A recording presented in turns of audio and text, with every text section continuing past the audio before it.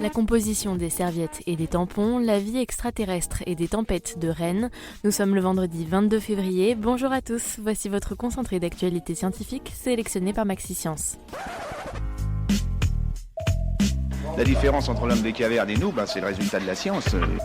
Et ce n'est pas une opinion, c'est de la science. Notre monde n'est pas si moche. Malgré les recommandations officielles, les protections hygiéniques contiennent toujours des substances chimiques indésirables. C'est l'alerte lancée par le magazine 60 millions de consommateurs qui révèle que les molécules à risque persistent dans les tampons et serviettes périodiques. Il y a 3 ans, le magazine dénonçait déjà ces compositions douteuses, déclenchant une enquête de l'Agence de sécurité sanitaire.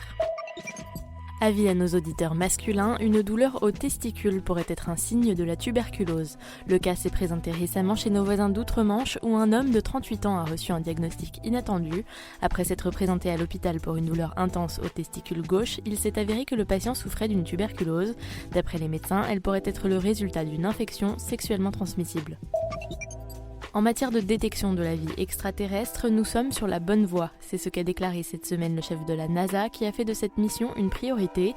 L'agence spatiale américaine se montre apparemment confiante et mise de nombreux espoirs sur la planète Mars. Notre voisine rouge présente selon elle des molécules organiques complexes qui laissent supposer la détection prochaine de formes de vie aliens. Prenez un papier et un stylo, voici un petit exercice. D'après une récente étude, la manière avec laquelle vous tracez un cercle à main levée en dit long sur vous. Selon les experts, les personnes ayant un héritage culturel asiatique ont tendance à dessiner le cercle dans les aiguilles d'une montre. A l'inverse, ceux et celles qui tracent un cercle dans le sens inverse des aiguilles d'une montre sont plutôt proches de la culture américaine.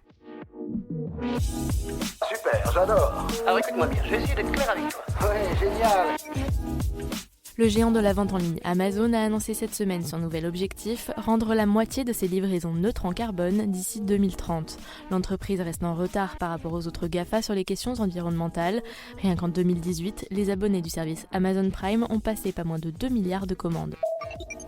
D'après une récente étude, nous avions sous-estimé les moustiques. Des scientifiques ont testé l'audition des insectes dans une chambre sourde et leurs résultats sont clairs. Les moustiques seraient capables de détecter un partenaire sexuel ou même une proie potentielle à au moins 10 mètres.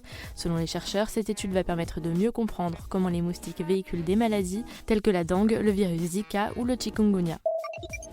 Les chefs français passent derrière les fourneaux pour mettre en avant 50 aliments bons pour la planète. Le but, montrer qu'il est possible de changer nos habitudes alimentaires sans pour autant négliger le goût. Dans leur menu, les cuisiniers ont pour défi d'associer légumes, céréales et légumineuses. Leurs recettes sont disponibles gratuitement sur Internet. Les images sont incroyables. La chaîne américaine PBS a filmé l'étonnante technique des troupeaux de rennes pour échapper à leurs prédateurs. Ils courent en cercle jusqu'à former un tourbillon qui, vu du ciel, ressemble à un cyclone.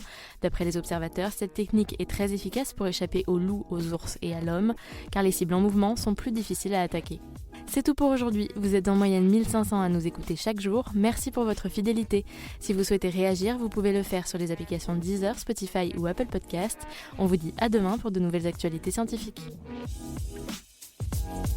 Voilà. Il ne reste plus qu'à vous remercier de votre attention. Au revoir.